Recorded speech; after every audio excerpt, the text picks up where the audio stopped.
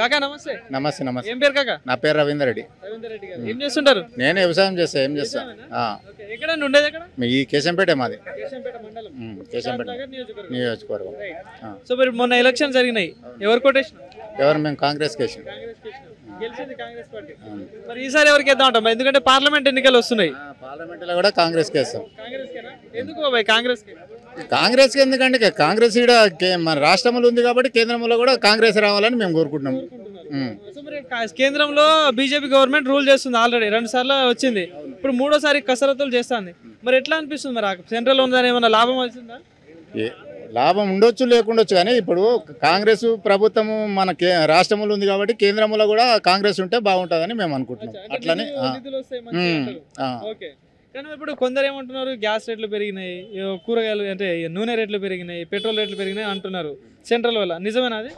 నిజమే కదా. మరి ఇప్పుడు 600-700 గ్యాస్ బుడ్డి ఇలా 1200 ఇస్తారు. మరి ఇక్కడ కాంగ్రెస్ గవర్నమెంట్ తగ్గిస్తా అంటారు. 500కి ఇస్తామని చెప్తానే ఉండవు రేవంత్ రెడ్డి. ఏమో సర్వే అయితే చేసుకుంటారు, చేస్తారు అంటే చేసుకుంటున్నారు, సర్వే అయితే చేసుకుంటారు. మరి ఉంది, నమ్మకం ఉంది, ఇస్తారని నమ్మకం అయితే ఉంది. 6 గ్యారెంటీల గురించి ఏం చెప్తావు? ఏంది 6 గ్యారెంటీలు 2 అయితే అమలు చేసింది కదా. ఉచిత బస్సు ప్రయాణము, ఇప్పుడు ఏది 5 లక్షలు ఉండే ఇన్సూరెన్స్ 10 లక్షలు చేసిండు. మరి బీఆర్ఎస్ పార్టీ ఏమో కాంగ్రెస్ ప్రభుత్వం కూలిపోతుంది, 6 గ్యారెంటీలు సాధ్యం కావని బీఆర్ఎస్ అంటారు. నిజమే? ఇప్పుడు అపోజిట్ వాడు చెప్తానే ఉంటాడు, అవతల మీద ఏదో ఒకటి. ఇప్పుడు ఆయన కూడా 5 లక్షల రూపాయలు రుణమాపిస్తున్నాడు, 5 సంవత్సరాలు కూడా శక్తి సరిపోలేదు. మరి ఆయన ఏం చేసినట్టు? ఆయన అదే 1 లక్ష రూపాయలు 5 సంవత్సరాల లోపల ఇచ్చినట్టు ఇప్పుడు ఆయన మీద వ్యతిరేకత రాకపోవు. అంతే కదా. మరి ఇప్పుడు ఎస్సీలకు ఏంది, ఊరికి ఒక ఎస్సీకి దళిత బంధు అని ఎస్సీకి ఒక్కరికి ఇచ్చిండు. 100 ఇండ్లు ఉన్నాయి కేశంపేటలో, 100 ఇండ్లకు ఒక్కరికి ఇస్తే 99 ఇండ్ల అయితే వాళ్ళకి అపోజిట్ అవుతారా కదా. మరి కాంగ్రెస్ ఇప్పుడు కాంగ్రెస్ వాళ్ళు కూడా ఇస్తారా ఇయ్యరని, ఇప్పుడు వాళ్ళు 10 సంవత్సరాల నుంచి నువ్వు చేయండి, ఇలా వచ్చి 100 రోజులు కూడా కానేలే, నువ్వు సిలిండర్ ఇవ్వపోతివి, నువ్వు 5 లక్షలు 2 లక్షలు రుణమాపి అంటే అది చేయపోతే ఇది చేయపోతే అంటే ఎట్లా చేస్తాడు? పుట్టేదాడివే మనము లేచి, ఇప్పుడు నువ్వు పుట్టినప్పటి నుంచే ఇప్పుడు ఇక్కడికి వచ్చి కేశంపేటలో వచ్చి ఇవన్నీ అడుగుతున్నావా? నీకు 22-24 సంవత్సరాలు అయింది కాబట్టి ఇప్పుడు వచ్చి అడుగుతున్నావు. మరి వాళ్ళు కూడా పెద్దగా కావాలి, ఒక పెరగాలి, వాళ్ళకి అన్ని అనుకూలము చూసుకున్నాలి కదా. ఉన్నది బడ్జెట్ ఎట్లా అడ్జస్ట్ చేయాలనేది అంతే కదా. కోపంతో మరి వాళ్ళకు ఇప్పుడు ఓడిపోవడం అంటే, ఎమ్మెల్యేలు ఓడిపోవడం అంటే అదే అంతే. మరి పోటీ ఎట్లా ఉంటుంది? మరి కాంగ్రెస్ కి బీజేపీకి ఉంటుందా, కాంగ్రెస్ కి బీఆర్ఎస్ కి ఉంటుంది? ఎంపీ ఎలక్షన్ లో బీఆర్ఎస్ కి వేసేటోడు ఎవ్వడు లేడు, వేసినా వేస్ట్. అది ఇప్పుడు రాష్ట్ర పార్టీ, అది జాతీయ పార్టీ, అది ప్రాంతీయ పార్టీ అదే కదా. మరి బీఆర్ఎస్ ఎమ్మెల్యే ఎంపీ అసలు క్యాండిడేట్లు ఇవ్వడం అంటే కూడా ఎవడు మేము ఎట్లానే ఓడిపోతాము, లక్షల కోట్లు పెట్టుకొని ఎందుకు ఇవ్వాలనే ఉద్దేశంతో ఎవడు ముందుకు వస్తలేడు ఎంపీ క్యాండిడేట్. ముందు ఇక్కడ ఒక ఆయన గెలిచిండు, మరి ఎవరు తెలుసా? బీఆర్ఎస్ గెలిచిండు, మన శ్రీనివాస్ రెడ్డి అని గెలిచిండు. ఇక్కడ ఫ్యాక్టరీ కూడా ఉన్నది, పలకల్ ల్యాండ్ ఉన్నాయి, వాళ్ళ ఊరు తెలుసు, అన్ని తెలుసు మాకు. శ్రీనివాస్ రెడ్డి తెలుసు, కానీ ఇప్పుడు గెలవాడు ఆయన. ఎందుకు?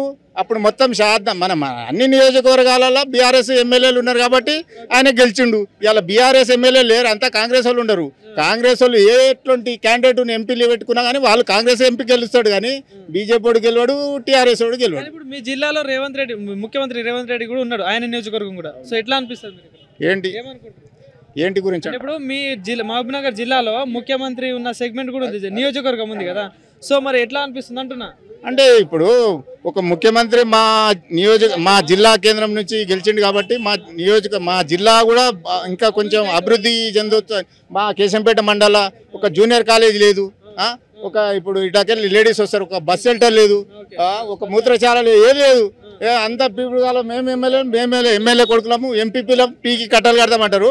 ఒక్క కొడుకు ఒక ఆడవిలో వస్తుంది, ఉత్సవోతామంటే గడ పోయి సాటుకు పోయి రావాలి, ఒక కూర్చుందామంటే గిత్తగా. ఇక మేము అది చేస్తాం ఇది చేస్తాం. ఇప్పుడు 5 సంవత్సరాలు ఇంతో అంతా ఏదైనా చేసిర్రు. ఇప్పుడు హైదరాబాద్ పోదామంటే ఒక 10 కిలోమీటర్లు కచ్చ రోడ్ ఉంది, దాన్ని డబల్ రోడ్ చేద్దామని ఎవరు ఆలోచన లేదు. మరి ఇప్పుడున్న ఎమ్మెల్యేని కలిసినా మరి ఎన్ని సమస్యలు ఉన్నాయని చెప్పుకున్నారా? చెప్పినాము చేస్తాడా చేయడా? 5 సంవత్సరాలు అయినాక ఏం చేస్తాడు? 5 సంవత్సరాల నాటి మంచిగా చేస్తేనే మళ్ళీ ఆయనే తెలుసుకుంటాము. 5 సంవత్సరాలకు చేయకపోతే మళ్ళీ ఇంకో కొత్త క్యాండిడేట్ దేవులాడతాం అప్పుడు, అంతే కదా. ఇప్పుడు మా హెడ్ క్వార్టర్లో జూనియర్ కాలేజ్ లేదు, సో మరి ఇప్పుడు పాదయాత్ర చేస్తున్నారట కాంగ్రెస్ పార్టీ వాళ్ళు, మరి వాళ్ళకి చెప్పుకున్నారు ఇట్లా సమస్యలు ఉన్నాయని చెప్పేసి. చెప్పాలి కదా, ఇప్పుడు వచ్చి అడిగితేనే కదా చెప్పేది. వాళ్ళు తిరిగేదే అందుకొరకు, ఏంది ప్రజల సమస్యలు ఏంది అనే ఉద్దేశం తెలుసుకొనికనే వాళ్ళు తిరుగుతారు. సో కాంగ్రెస్ పార్టీ అయితే మీకు తెలిసి అనుకుంటున్నారు. Thank you.